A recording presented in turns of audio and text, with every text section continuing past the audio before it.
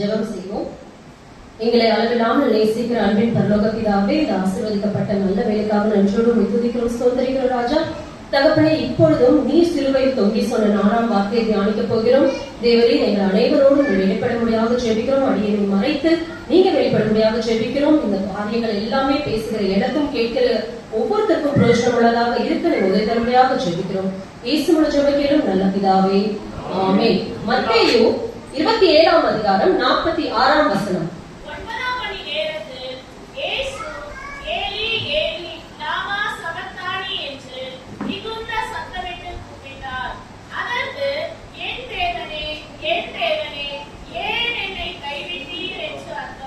இந்த வார்த்தையானது மத்தேயு சுவிசேஷத்திலே வேற எந்த இயேசு சிலுவையில் தொங்கி சொன்ன எந்த வார்த்தையும் குறிப்பிடப்படவில்லை. மத்தேயுல குறிப்பிடப்பட்டுள்ள ஒரே வார்த்தையானது இயேசு சிலுவையில் தொங்கி சொன்ன இந்த 4ஆம் வார்த்தையாக தான் இருக்கிறது. இதே வார்த்தையானது மார்க் 15:34 குறிக்கப்பட்டிருக்கிறது. கொஞ்சம் வித்தியாசமாக 9ஆம் மணி நேரத்திலே இயேசு ஏலோயி ஏலோயி லாமா சபக்தானி என்று மிகுந்த சத்தமிட்டு கூப்பிட்டார். அதற்கு என் தேவனே என் தேவனே ஏன் என்னை கைவிட்டீர் என்று அர்த்தமாம். நம்ம எந்த ஒரு சூழ்நிலையிலும் கைவிடப்பட்டவர்களா இருக்கிறத யாருமே நம்ம என்ன பண்ண மாட்டோம், விரும்ப மாட்டோம். அப்படியே ஒரு கஷ்டம் வந்தாலும் பிரச்சனை வந்தாலும் யாராவது நம்மள கை கொடுத்து தூக்கி விட மாட்டாங்களான்னு நம்ம நினைக்கிறது ஒரு மனித இயல்பு தானே. அந்த விதமாக தான். அது மாத்திரம் இல்ல, நம்ம சப்போஸ் நம்ம ஒரு பிரச்சனையில இருக்கும்போது ஒருத்தவங்க கை கொடுத்து நம்மள தூக்குறாங்கன்னா அந்த நபரை நம்ம என்ன பண்ண மாட்டோம், எந்த காரியத்திலும் மறந்து போக மாட்டோம். நம்ம பிள்ளைகளுக்கு சொல்லுவோம், நான் இப்படி கஷ்டப்பட்டேன், அப்ப இவங்கதான் வந்து எனக்கு உதவி செஞ்சாங்கன்னு சொல்லி நம்ம நன்றி உள்ளவர்களா இருப்பது ஒரு மனித இயல்பாக இருக்கிறது. இந்த பகுதியை நம்ம படிக்கும் போது இயேசுவானவர் தான் கைவிடப்பட்டதாக இந்த ஒரு ஸ்டேட்மெண்ட்டை கொடுக்கிறார். நம்ம இன்னைக்கு தியானிக்க போகிற காரியம் என்னன்னா, 3 விதமாக தேவன் கைவிடப்பட்டதை தான் நம்ம இன்னைக்கு பார்க்க போகிறோம். முதலாவது, இயேசு தம்முடைய சொந்த ஜனங்களினாலே கைவிடப்பட்டார் என்று நம்ம பார்க்கிறோம். ஒரு பெத்லகேமில பிறந்து நாசரேத்துல வளர்கிறார். 30 வருடம் தம் பெற்றோருக்கு ஒரு சிறந்த மகனாக கீழ்ப்படிதல் உள்ளவராக வளர்கிறதை பார்க்கிறோம். 30வது வயதுல தன்னுடைய ஊழியத்தை தொடர்கிறார். தொடர்ந்து அநேக அற்புதங்களை அடையாளங்களை செய்கிறார். நீங்க அந்த பைபிள்ல கடைசி பக்கத்துல எடுக்கும்போது புதிய ஏற்பாட்டில் பாலஸ்தீன வரைபடம் சொல்லி அந்த மேப் இருக்கும். அதுல பாத்தீங்கன்னா எல்லாமே அடுத்தடுத்த ஊர். இயேசு எல்லா இடத்துக்கும் கால்நடையாக போய் இந்த அற்புதங்களை செய்கிறார். படகுல போகிறார். அப்படி ஒரு பக்கத்து ஊர்ல தான் இருக்கு. எல்லா இடத்துலயும் போய் எவ்வளவு காரியங்கள் செய்தார்ல. வியாதி உள்ளவர்களுக்கு சுகத்தை கொடுக்கிறார், அற்புதத்தை செய்கிறார், பசியோட வந்தவர்களுக்கு பசியை ஆற்றுகிறதை பார்த்து பல காரியங்களை இயேசு செய்கிறார். எப்படினாலும் ஒரு இடத்துல ஒரு நல்ல விஷயம் நடக்குதோ கெட்ட விஷயம் நடந்தாலும் ஈஸியா என்ன ஆகும், நியூஸ் எல்லா இடத்துலயும் ஸ்ப்ரெட் ஆகும். அங்கேயுமே அது ரொம்ப ஈஸியான காரியம். ஏன்னா அடுத்தடுத்த ஊர் ஆண்டவர் போகும்போது அங்க ஒரே ஒரு ஊர்க்காரங்க மட்டும் அவரை சூழ்ந்து இல்ல, அநேக பேர் அவரை சூழ்ந்திருக்கிறதை பார்க்கிறோம். எங்க போனாலும் ஒரு பெரும் கூட்டம் இயேசுவை சூழ்ந்திருக்கிறதை நம்ம பார்க்கிறோம். இப்படி அநேக நன்மைகளை செய்த இயேசு செய்ததை நம்ம பார்க்கிறோம். யோவான் 21ஆம் அதிகாரம் 25 ஒருத்தர் வாசிங்க. 21, 25.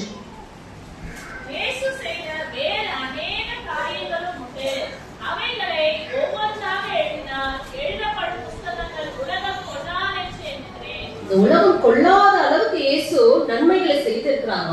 அவ்வளவு நன்மைகள் செய்தும் இந்த ஜனங்கள் என்ன பண்ணாங்க, இயேசுவை சிலுவையில் அறைய ஒப்பு கொடுக்கிறதை பார்க்கிறோம். அது யூதர்கள் முக்கியமா. இயேசு எந்த கோத்திரத்துல வந்தாரு, யூத கோத்திரத்துல வந்தார். அந்த யூதர்கள் தான் இன்னைக்கு என்ன சொல்றாங்க, இயேசுவை சிலுவையில் அறையும் சொல்லி சத்தமாக சொல்லுகிறார்கள். அந்த யூத வழக்கத்துல பாத்தீங்கன்னா பண்டிகை தோறும் ஒரு குற்றவாளியை அவங்க விடுதலை செய்யறது என்று ஒரு வழக்கமாக இருக்கிறது. இப்ப எந்த பண்டிகைக்கு அவங்க நெருக்கமா இருக்காங்க, பஸ்கா பண்டிகைக்கு அருகே இருக்காங்க. சோ ஒரு குற்றவாளி அவங்க என்ன பண்ணலாம், விடுதலை செய்யலாம். அப்போ பிலாத்து கேட்கிறார், நான் யாரை விடுதலை செய்யட்டும், பரபாஸ் இந்த பக்கம் கிறிஸ்து, நான் யாரை விடுதலை செய்யட்டும் சொல்லும் போது அந்த ஜனங்கள் எல்லாருமே என்ன சொல்றாங்க, யார சொல்றாங்க, பரபாசை சொல்றாங்க. பரபாஸ் என்னங்க செஞ்சான், உங்களுக்கு நல்லது செஞ்சானா, உங்க பிள்ளைய உயிரோட எழுப்பினானா, உங்க வியாதிய சுகம் கொடுத்தானா, எதுவுமே இல்ல. பரபாஸ் யாருன்னு பார்க்கும்போது அவன் கலகக்காரனா இருந்தான், கலகத்தை நிமித்தம் கொலை செய்கிறவனாக இருந்தான். இன்னொரு சுவிசேஷத்துல அவன் கண்ணனாக இருந்தான் வாசிக்கிறோம். இந்த இடத்துல எந்த தவறுமே செய்யாத கிறிஸ்து ஒரு பக்கம் நிக்கிறாரு. அவரை என்ன சொல்றாங்க, சிலுவையில் அறையும் சொல்லி சத்தமாக கூக்குரலிடுறாங்க. அப்போ பிலாத்து கேட்கிறாரு. 20ஆம் வசனத்தை வாசிங்க. 27, 20.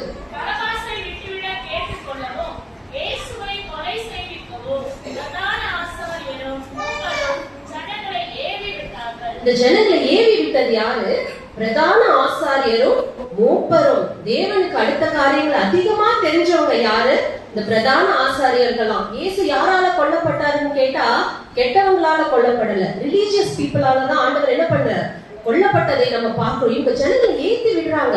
இந்த ஜனங்களும் நல்லது எது கெட்டது எதுன்னு கொஞ்சம் கூட யோசிக்காம என்ன பண்றாங்க, பிளைண்டா சிலுவையில் அறையும் சிலுவையில் அறையும் என்று சொல்றாங்க. அப்புறம் தேசாதிபதி கேள்வி கேட்கிறாரு 23ஆம் வசனத்துல, ஏன் என்ன பொல்லாப்பு செய்தான் என்றான். அதற்கு அவர்கள் அவனை சிலுவையில் அறைய வேண்டும் என்று அதிகமாய் கூக்குரலிட்டு சொன்னார்கள். தேசாதிபதி கேள்வி கேட்கிறான், நான் சிலுவையில் அறையிறேன், என்ன தப்பு செஞ்சா சொல்லுங்கன்னு சொன்னா கேள்விக்கு பதில் தானே வரணும். இவங்க என்ன சொல்றாங்க, பதில் இல்ல இவங்க கிட்ட. உடனே என்ன சொல்றாங்க, சிலுவையில் அறையும் சிலுவையில் அறையும். ஏன்னா ஒரு தப்பு கூட இயேசு கிட்ட அவங்களால கண்டுபிடிக்க முடியல. இவங்க ஏவி விட்டது நோக்கமா இவங்களும் அதுக்கு ஏத்த மாதிரி என்ன பண்றாங்க, பொம்மலாட்டம் மாதிரி ஆடி இயேசுவை சிலுவையில் அறையும் என்று சொன்னார்கள். பரபாசை எங்களுக்கு விடுதலை செய்யும், இயேசுவை சிலுவையில் அறையும் என்று சொன்னார்கள். அது பிற்பாடு பார்க்கும்போது எவ்வளவு எக்ஸ்ட்ரீம்க்கு அவங்க போறாங்க. இயேசுவை சிலுவையில் அறையணும் அவ்வளவுதான். அதுக்கு என்ன கடைசி அவங்க பாயிண்ட் என்ன பண்றாங்க, 25ஆம் வசனத்துல, அதற்கு ஜனங்கள் எல்லாரும் இவனுடைய ரத்த பழி எங்கள் மேலும் எங்கள் பிள்ளைகள் மேலும் இருப்பதாக. அப்போ எவ்வளவு ஒரு கல்லஞ்சக்காரங்களா எவ்வளவு கொடூரமா யோசிக்கிறாங்க. நான் சபிச்சு தன்னுடைய தலைமுறையை சபித்துக் கொள்கிறாங்க. நாங்க நாசமா போனாலும் பரவாயில்ல, இயேசுவை சிலுவையில் அறையும். இந்த வார்த்தையானது எல்லா யூதர்களும் சொன்னாங்களான்னு கேட்டா இல்ல.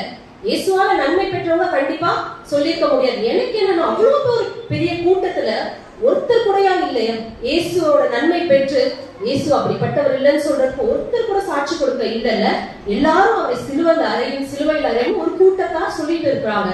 தொடர்ந்து நம்ம சரித்திரத்தை எடுத்து பார்க்கும்போது அந்த இஸ்ரவேல் ஜனங்கள் யூதர்கள் நிம்மதியா ஒரு இடத்துல வாழ முடியல. தனக்குன்னு ஒரு தேசம் இல்லாதபடிக்கு அவங்க சிதறடிக்கப்பட்டார்கள் சொன்னா 1948 வரைக்கும் அவங்களுக்குன்னு ஒரு தேசம் இல்லையாம். அது மாத்திரமல்ல, தொடர்ந்து நாசி அதாவது ஜெர்மனில இந்த ஹிட்லர் வாழ்ந்த காலத்துல அவன் தேடி யூதர்களை கொலை செய்யறாங்க. அது எப்படி சொல்லுவாங்க, எவ்வளவு பேரை கொன்னாங்கன்னா அந்த ரத்தம் ஆறாக ஓடியது அவங்களோட யூதர்களுடைய ரத்தம். அப்ப எவ்வளவு பேரை கொண்டு இருப்பான்ல, கோடி கணக்காக, கணக்கே இல்லை. எந்த ஊரு யூதரா இருந்தாலும் கொல்றது அவன் ஒரு வேலையாக வைத்திருந்தான். இப்படியாக நாசமா போனாலும் பரவாயில்ல, என் பிள்ளைகள் சாபத்துக்குள்ள போனாலும் பரவாயில்ல, ஆனா இயேசுவை சிலுவையில் அறையும் என்று சொல்லி இயேசுவோட சொந்த ஜனங்கள் யார் அவங்க கிட்ட நன்மையை பெற்றாங்களோ, யார் அவர் கையால சாப்பிட்டாங்களோ, யார் அவர் கையால சுகம் பெற்றார்களோ அந்த மக்களை இயேசுவை என்ன பண்றாங்க, கைவிட்டார்கள் என்று பார்க்கிறோம். அடுத்ததாக இயேசு யாரால் கைவிடப்படுகிறார், இயேசு தம்முடைய சீஷர்களால் கைவிடப்படுகிறார். 3 வருடம் 30 வயது தன்னுடைய ஊழியத்தை ஆரம்பித்து 3 வருடம் ஆண்டவர் என்ன பண்றார், ஊழியம் செய்கிறார். தாம் தெரிந்து கொண்ட தம்முடைய சீஷர்கள் 12 பேர் கூட அவர் எவ்வளவு இடம் டிராவல் பண்ணிருப்பார்ல, எவ்வளவு காரியங்களை செய்திருப்பார். மற்ற மக்களை காட்டிலும் இந்த சீஷர்கள் இயேசுவின் அருகே இருந்து எல்லாத்தையும் பார்த்தவங்க, ஒவ்வொரு அற்புதத்தையும் அடையாளத்தையும் அருகே இருந்து பார்த்தவங்க. அநேக இடங்கள்ல சீஷர்கள் செய்ய முடியாத காரியத்தை இயேசு என்ன பண்றார், அந்த இடத்துல ஒரு அற்புதத்தை செய்கிறதை நம்ம பார்க்கிறோம். அவர் கடல் மேல நடக்கிறார், அதையும் இந்த சீஷர்கள் பார்த்தாங்க. காற்றையும் கடலையும் அதட்டினார், அதையும் இந்த சீஷர்கள் பார்த்தாங்க. சுகம் கொடுக்கறது அது இதுன்னு கூட பண்ணார். ஒரு இயற்கையில ஒருத்தருக்கு கீழ்ப்படியுமா யோசிச்சு பாருங்களேன். அதையெல்லாம் கண்ணார கண்ட இவர்கள் ஆண்டவர் என்ன பண்றாங்க, ஆண்டவர் பிடிப்பட்ட உடனே எல்லாரும் அவரை விட்டு ஓடி போனார்கள் என்று மார்க் 14:50 நம்ம வாசிக்கிறோம். நம்ம சொல்றோம் 3 முக்கியமான சீஷர்கள் இருந்தார்கள். யாரு, பேதுரு, யோவான், யாக்கோபு. இவர்கள் 3 பேரும் ஒருத்தர் கூட என்ன பண்ணல, இயேசு பிடிக்கப்படும் போது ஏன் இயேசுவை பிடிக்கிறீங்க, அவர் என்ன தப்பு செஞ்சா கேட்க ஒருத்தர் இருந்தாங்களா? இல்ல. யூதாஸ் இயேசுவோடவே இருந்தா, இயேசுவோட பணப்பையை சுமந்தவன் 30 வெள்ளிக்காசுக்காக இயேசு ரட்சகரை காட்டி கொடுக்க அவன் மனதை ஏற்படுத்தினான் பார்க்கிறோம். அவனுக்கு 2 ஆப்ஷன் இருக்கு. தம்பி, உனக்கு 30 வெள்ளிக்காசு வேணுமா, கிறிஸ்துவ காட்டி குடிக்கிறான்னு கேட்கும் போது அவன் என்ன, கிறிஸ்துவ தப்பிக்க விடாமனோ 30 வெள்ளிக்காசை வாங்கி கொண்டு கிறிஸ்துவை காட்டி கொடுக்கிறவனாக இருக்கிறான். பேதுருவை பார்க்கும் போது பேதுரு ரொம்ப தைரியமா பேசுறாரு. என்ன சொல்றாரு, யார் இடரல் அடைந்தாலும் நான் இடரல் அடைய மாட்டேன், உமக்காக மரிக்க நேர்ந்தாலும் நான் மரிப்பேன் என்று சொல்லி பேதுரு சொல்றாரு. ஆனா அவர் என்ன பண்றாரு, ஆண்டவர் பிடிப்பட்டதும் 3 தரம் மறுதளிக்கிறார். மறுதளிக்கிறது மாத்திரமல்ல, அவர் சபித்தார் என்று வேதம் கூறுகிறது. இயேசுக்கு ஒரு அன்பா இருந்த ஒரு சீடன், அவர் மார்பிலே எப்போ சாய்ந்து கொண்டிருந்த சீடன் யாரு, யோவான். அந்த சீடனும் பிடிபடும் போது ஆள் இல்லை. அதுக்கப்புறம் சிலுவையின் அருகே இருக்கிறார், இருந்தாலும் ஒரு அமைதியான ஒரு சீடனாய் தான் இருக்கிறார். இப்படியாக இயேசு தம்முடைய ஜனங்களால கைவிடப்படுகிறார், தம்முடைய சொந்த சீஷர்களாலே கைவிடப்படுகிறார். இந்த ரெண்டு காரியங்களையும் இயேசு ரியாக்டே பண்ணல. நான் உங்களுக்கு எவ்வளவு நல்லது செஞ்சேன், என்ன இப்படி பண்றீங்களேன்னு சொல்லி ஜனங்களை பார்த்து கேட்டாரா? இல்ல. தன்னுடைய சீஷர் கிட்ட கேட்டாரா? நான் எவ்வளவு நன்மை செஞ்சு நீங்க பார்த்திருக்கீங்களே, நான் என்னோட வல்லமையை கிட்ட இருந்து பார்த்தது நீங்க தானே, நீங்க ஏன் என்ன கைவிட்டீங்கன்னு கேட்டாரா? இல்ல. ஆனா பிதா தன்னை கைவிட்டதை உணர்ந்த இயேசு எப்படி சத்தமிட்டு 9ஆம் மணி நேரத்தில் இயேசு ஏலி ஏலி லாமா சபக்தானி என்று மிகுந்த சத்தமிட்டு கூப்பிட்டார். 7 வார்த்தைகள்ல இந்த வார்த்தையெல்லாம் இயேசு சத்தமிட்டு கூப்பிட்டார் என்று சொல்லி, மன்னிக்கும் போதும் ரட்சிக்கும் போதும் தாயை ஒப்படைக்கும் போது சொல்லாத ஆண்டவர் ஏன் இந்த ஒரு வார்த்தையில சத்தமிட்டு சொல்லணும்ல? அவரால் அதை ஏத்துக்க முடியல. பிதாவானவரோட பிரசன்ஸ் அவரால் இந்த நேரத்துல உணர முடியல. 45ஆம் வசனத்தை ஒருவர் வாசிக்கலாம். 6ஆம் மணி நேரம் முதல் 9ஆம் மணி நேரம் வரைக்கும் பூமி எங்கும் அந்தகாரம் உண்டாயிற்று. 6ஆம் மணி நேரம் முதல் 9ஆம் மணி நேரம் வரைக்கும் பூமி எங்கும் அந்தகாரம் உண்டாயிற்றுன்னு பாக்குறோம். எப்ப இந்த சூரியன் மறையும்? சயின்ஸ் படி எக்லிப்ஸ் அப்ப என்ன பண்ணும்? கிரகணம் சொல்லுவோம்ல, அந்த டைம் சூரியன் மறையும். ஆனா இங்க பார்க்கும்போது சயின்டிபிக்கலா அது பாசிபிள் இல்ல. அதாவது பஸ்கா பண்டிகை ஒட்டி அவங்க இருக்கிறாங்க. அது வந்து நிசான் மாதம் சொல்றது. நிசான் மாதத்துல இந்த கிரகணம் வர்றதுக்கான வாய்ப்பே கிடையாது. அப்ப எப்படி பூமி அந்தகாரப்பட்டது என்று பார்க்கும்போது, நம்மளுடைய பாவம் இப்ப பிதாவுக்கும் இயேசுவுக்கும் நடுவாக நிறைந்து இருக்கிறது. அதனால இந்த பூமி என்ன ஆகுது? அந்தகாரப்பட்டு இருக்கிறதை பார்க்கிறோம். இந்த வார்த்தை சொல்றதுக்கு முன்னாடியும் ஒரு அன்யூஷுவலான ஒரு சிச்சுவேஷன் சொல்லி முடிச்ச அப்புறம் கூட பாத்தீங்கன்னா பூமி அதிர்ந்தது, கண்மலை பிளந்தது என்று வாசிக்கிறோம். இந்த வார்த்தைக்கு முன்னாடியும் ஒரு பெரிய அதிசயம், இந்த வார்த்தை சொன்ன அப்புறமும் ஒரு அதிசயம் நடக்கிறதை பார்க்கிறோம். இதை இயேசுவால கொஞ்சம் கூட ஏத்துக்கவே முடியல, தாங்கிக்கவே முடியல. ஏன்னா இயேசுவும் பிதாவும் எப்பொழுது எப்படி இருந்தாங்க? இணைந்தே இருந்தார்கள். நம்ம எல்லாருக்கும் தெரிஞ்ச ஒரு வசனம், ஆதியாகமம் 1:1 என்னது? ஆதியிலே தேவன் வானத்தையும் பூமியையும் சிருஷ்டித்தார் சொல்ல, தேவன் சிருஷ்டித்தார் சொல்லி வாசிக்கிறோம். அதை தொடர்ந்து ஆதியாகமம் 1ஆம் அதிகாரம் 26ஆம் வசனத்தை ஒருவர் வாசிங்கள். பின்பு தேவன் நமது சாயலாகவும் நமது ரூபத்தின்படியே மனுஷனை உண்டாக்குவோமாக, அவர்கள் சமுத்திரத்தின் மச்சங்களையும் ஆகாயத்தின் பறவைகளையும் மிருக ஜீவன்களையும் பூமி அனைத்தையும் பூமி மேல் ஊறும் சகல பிராணிகளையும் ஆளக்கடவர்கள் என்றார். நமது சாயலாவும் நமது ரூபத்தின்படி. பின்பு தேவன் பேசுகிறார். யார்கிட்ட பேசுறாரு? 6 நாள் எல்லாத்தையும் படைச்சிட்டாரு. அங்க இருக்கிறதெல்லாம் மிருக ஜீவன்கள் தான். யார்கிட்ட பேச முடியும்? இயேசு கிட்ட ஆண்டவர் பேசுறாரு. ஏன்னா நம்ம இதுக்கு முன்னாடி தான் ஆண்டி சொன்னாங்கல்ல, தேவன் பிதா குமாரன் பரிசுத்த ஆவியானவர் உலக தோற்றத்துக்கு முன்னாடியில இருந்து இருக்கிறாரு. அப்ப சொல்றாரு நமது சாயலாவும் நமது ரூபத்தின்படியும். அப்படி உலக தோற்றத்துக்கு முன்னாடி இருந்தே ஒன்னா இருந்தவங்க இப்ப எப்படி இருக்காங்க? கொஞ்சம் பிரிக்கப்பட்டதை இயேசுவானவர் உணர்கிறதை பார்க்கிறோம். யோவான் 8ஆம் அதிகாரம் 29ல என்ன வாசிக்கிறோம்? என்னை அனுப்பினவர் என்னுடனே கூட இருக்கிறார். பிதாவுக்கு பிரியமானவைகளை நான் எப்பொழுதும் செய்கிறபடியால் அவர் என்னை தனியே இருக்க விடவில்லை. இதுவரைக்கும் தனியா இல்லாத இயேசு இப்ப என்ன பண்றார்? தனிமைப்படுத்தப்பட்டதை உணர்கிறதை பார்க்கிறோம். அவர் பிரசன்ஸ்ல எப்போ ஒன்னா இருந்த இயேசு இப்ப தேவனுக்கும் இயேசுக்கான ஒரு பிரிவினை வருகிறது. யோசிச்சு பாருங்க, பிசாசால இது பண்ண முடிஞ்சதா? பிசாசு எவ்வளவு ஆண்டவரை சோதித்தா, ஆனா இயேசுவையும் பிதாவையும் பிரிக்க முடிஞ்சதா? ஆனா நம்ம அவனை விட கிரேட்ல நம்ம பாவம் என்ன பண்ணுச்சு? இயேசுவையும் பிதாவையும் பிரித்தது. அதனால அந்த பாவங்கள் மறைக்கும் போது இயேசு தான் கைவிடப்பட்டதை உணர்ந்தவராக, என் தேவனே ஏன் என்னை கைவிட்டீர் என்று சத்தமாக சொல்வதை பார்க்கிறோம். இதை இன்னொன்று பார்க்கும்போது சங்கீதம் 22ஆம் அதிகாரம் ஆரம்பமும் இதே வசனம் தான். என் தேவனே ஏன் என்னை கைவிட்டீர். இந்த சங்கீதமானது தாவீதின் சங்கீதமாக இருக்கிறது. இந்த சங்கீதத்தை தான் ஆண்டவர் வந்து ஞாபகப்படுத்துகிறதாக சொல்றார். சொல்ல போனோம்னா இன்டைரக்டா இயேசு சொல்றார், இது வந்து சித்தம், ஆண்டவருடைய சித்தம், ஆண்டவருடைய தீர்க்க தரிசனம் தான் இங்க என்ன ஆகுது?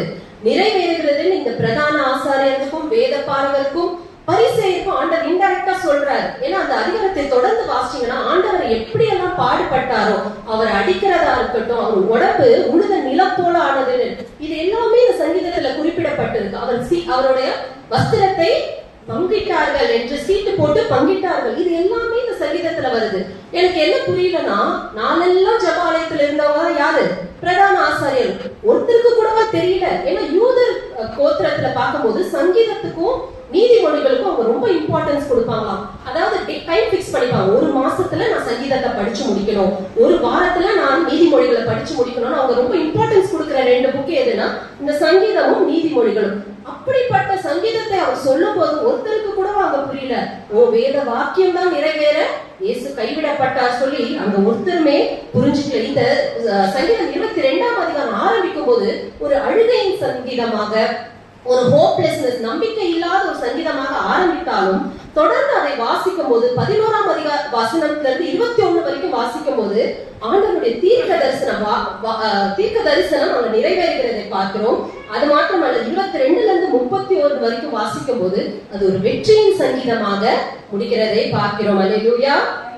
இன்னைக்கு எதுக்கு நம்ம இங்க வந்திருக்கிறோம்? வருஷம் குட் ஃப்ரைடே வந்துடணும். இது வரைக்கும் சர்ச்சுக்கு போகாதவங்களாம் இன்னைக்கு என்ன பண்ணணும்? சர்ச்சுக்கு போகணும்னு வந்திருக்கிறோமா? இல்ல ஆண்டவர் சிலுவையில தொங்குனார், ஆண்டவர் எவ்வளவு கஷ்டப்பட்டார்ல, ஆண்டவர் எவ்வளவு பாடுபட்டார்ல, அவருக்கு எவ்வளவு வலிச்சிருக்கோம்ல, இவ்வளவு சின்ன வயசுல இறந்துட்டாருன்னு அநேகர் நம்ம என்ன பண்றோம்? இயேசுக்காக பரிதாபப்பட்டுட்டு இருக்கோம். இந்த இயேசுக்காக பரிதாபிக்கக்கூடிய நாள் இல்ல, உங்களுக்காகவும் எனக்காகவும் ஆண்டவர் சிலுவையில தொங்கி கைவிடப்பட்ட நாள். நம்ம பாவங்களுக்காக இயேசு கைவிடப்பட்ட நாள். இந்த நாளை நம்மளோட நிலைமை அறிந்து நம்ம என்ன பண்ணணும்? உணர்ந்தவர்களாக இந்த நாளை நம்ம அனுசரிக்க வேண்டும். அது ஒரே ஒரு தரம் இயேசு கைவிட்டார், அதை உணர்ந்தார். ஆனா இயேசு உண்மையா கைவிடப்படல. அந்த பாவம் தான் அவங்களுக்கு ஒரு பிரிவினையை ஏற்படுத்துறது. இந்த நாளின் நோக்கம் ஆண்டவர் என்ன தெரியுமா சொல்றாரு? நீங்களும் நானும் கைவிடப்பட்டு விடக்கூடாது. ஆண்டவர் அதை தான் சொல்றாரு. 2 ஆப்ஷன் நம்ம கையில வைக்கிறார். ஒரு பக்கம் பரலோகம், இன்னொரு பக்கம் நரகம். பரலோகம் வந்து இயேசுவால ஏற்படுத்தக்கூடிய ஒரு இடம். என்ன சொல்ற? நான் போய் உங்களுக்கு ஒரு ஸ்தலத்தை ஆயத்தம் பண்ணுவேன்னு சொல்லி இயேசு சொன்ன வார்த்தை. அதுவே நரகம் யாருக்காக தெரியுமா உண்டானது? நானே வாசிக்கிறேன். மத்தேயு 25:41.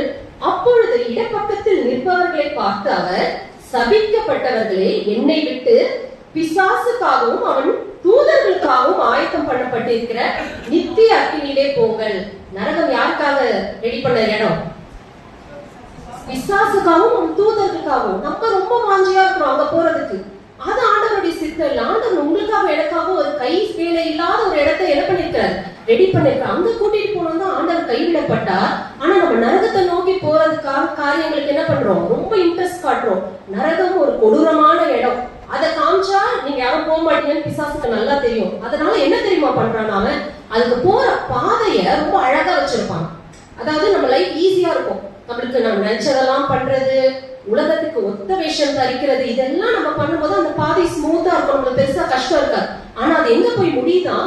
நரகத்துல முடியுது. அதே பரலோகத்துக்கு போற பாதை கொஞ்சம் கஷ்டம் தான். எல்லாரும் ஒண்ணு ஆமான்னு சொல்லும் போது நம்ம மட்டும் தனி திருந்தணும்னு சொல்றது ஈஸி கிடையாதுங்க. அப்படி இருக்கும்போது அந்த பாதை கஷ்டம். ஆனா அது போய் சேர எப்படி இருக்கும்? நித்திய மகிழ்ச்சி, நித்திய காலமா நம்ம இயேசுவோட சந்தோஷமா வாழ்கிற ஒரு இடமாக இருக்கும். இன்று நம்ம முடிவு செய்யணும். ஆண்டவரே, என்னை ஏற்றுக்கொள்ளும், நான் கைவிடப்பட்டவளாக போகக்கூடாதுன்னு சொல்லி ஏசாயா 62:12 வாசிக்கிறோம்.